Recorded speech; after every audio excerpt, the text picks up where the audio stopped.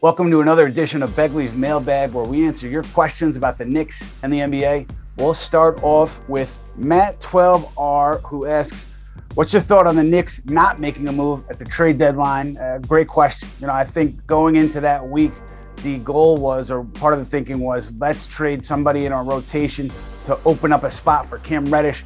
Obviously, it didn't come to fruition. I think part of the reason is, in talks with some teams, the Knicks, I know, would have had to attach an asset to trade one of the veterans, or the what they were getting back in their discussions on a veteran. It wasn't enough, and maybe they said, given the contract here, the short-term contract that we signed these guys to, we don't think it makes sense right now to trade at this level where the value is so low. Maybe we'll hang on to them and look into the offseason or the beginning of next season to make this trade, because it doesn't make sense right now. Now, I know in one instance, the Knicks definitely had, something where they could have got something done. It was clear, but they held off. And I think it's because of that trade in particular would have had less value on February 10th than it might have in the future. So I think it was a little bit of that.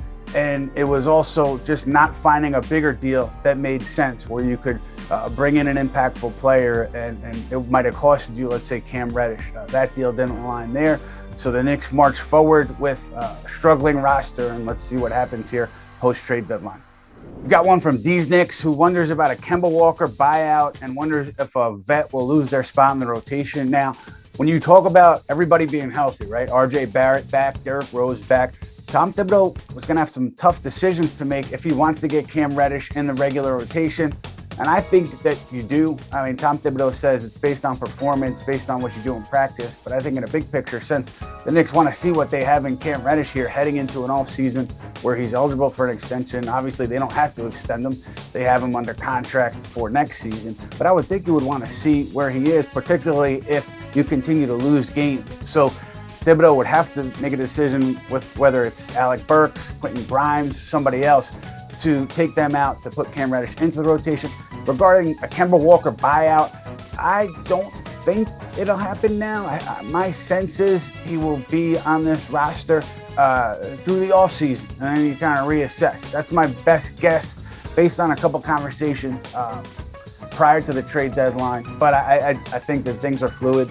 I think anything can change at any time, but I would expect, at least prior to the deadline, if you ask me, I would have expected Walker to be on the roster through the rest of the season.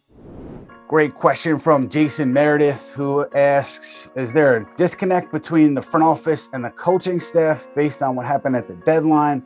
And what does the front office think about Tom Thibodeau's vet-heavy rotation? I don't know exactly what Leon Rose thinks or William Musley thinks, Scott Perry thinks about the vet-heavy rotations. Obviously, coming into this season, the idea was to win games. The idea was to at least kind of keep pace with where you were last year. Maybe not in an overall win-loss sense, but you didn't want to take a step backwards, and that's what the Knicks are looking at right now.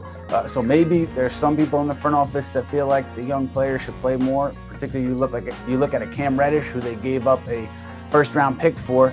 I'm sure some people in that front office feel like Reddish should be getting regular minutes and should have gotten them more regularly before he had been in January. So you look at that, and that's one thing I think about. And then, is there a general disconnect between the coach and the front office?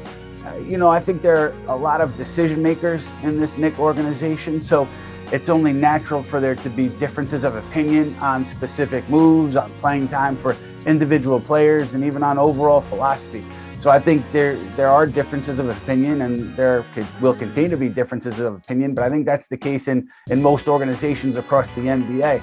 Are Tom Thibodeau and the front office not speaking to each other? No, that's not the case. So I don't think there's a huge disconnect. It's just the opinions differing on different subjects. And, if they continue to lose, maybe that gets magnified more.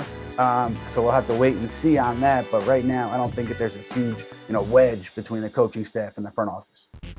One from NYC Clayman, who wonders about the Warriors and if they're still high on James Wiseman, and is it possible for the Knicks to do a sign and trade with Mitchell Robinson and then look for draft picks in this year's draft or next. One thing that I would say about Mitchell Robinson, we talked about it before, there is interest out there for Mitch, Detroit being among the teams interested in Mitchell Robinson. But I think the Knicks not trading him at the deadline tells you one of two things. It tells you either A, they're comfortable with the idea of doing a sign and trade with Robinson involved in the offseason, or they're comfortable with the idea that they can re-sign him in the offseason. Because if they didn't think that one of those things was likely, they would have traded him at the trade deadline. So that's one thing on Robinson. With regards to, trading and getting picks back, I think the Knicks right now are not in the mode of trying to accumulate, first round picks and try to, stash a million picks to try to make a move down the line. I think the time for them is the present, to try to use some of these picks to create favorable trades for yourself, to allow yourself to win now. I think the idea of, stashing picks, acquiring picks, I think that has passed. So that's just my read on it. But, we'll see what happens when we get closer to the draft. Got one here from Boeing's Bias, who asks about the young guys and whether they'll get more minutes now that the trade deadline has passed. Will the young guys play over the veterans? Now here I could say that I think Tom Thibodeau had autonomy in every lineup decision, rotation decision last season. I assume he still has autonomy in those decisions. So when you're talking about, starting a Miles McBride over other options on the roster, or, a Quentin Grimes or other young players, giving Obi Toppin more minutes than a Julius Randle, that's a pretty big sizable shift in thinking and philosophy for Tom Thibodeau. So I would think that would be made, those decisions would be made in collaboration with the front office, where they come to a conclusion that, hey, we're not going to try to win every game night in and night out. We would rather try to prioritize developing these young guys, giving them in-game experience rather than trying to win every night. And I think they're not there yet. So I think if and when that does happen, I think it'll be something that Leon Rose, William Wesley, Scott Perry, everybody comes to Tom Thibodeau, talk to him about, and they come to an agreement on. Question here from @the_Kev_Snow, who wonders about the front office and how it was seemingly ready to pivot to playing the young guys at the trade deadline. And do you think the front office is going into this offseason with the same mentality of going young, or are they going to try to compete again as soon as possible? I think it's more likely the latter. I think you look at how this thing has gone under Leon Rose. They surprised everybody year one, 41 wins, number 4 seed in the playoffs. Year 2 has not gone as expected. So year 3, I don't think you can take another step back by just committing to play the young guys.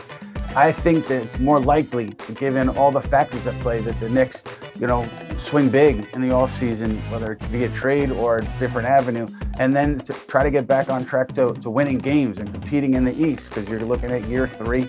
And I don't think you can, maybe you can take 1 year and take a step back.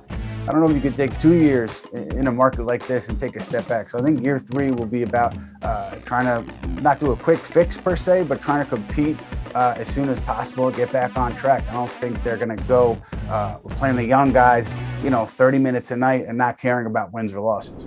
That's it for this edition of Begley's Mailbag. Please keep those questions coming. We love them, and we'll be back with you guys in a couple weeks.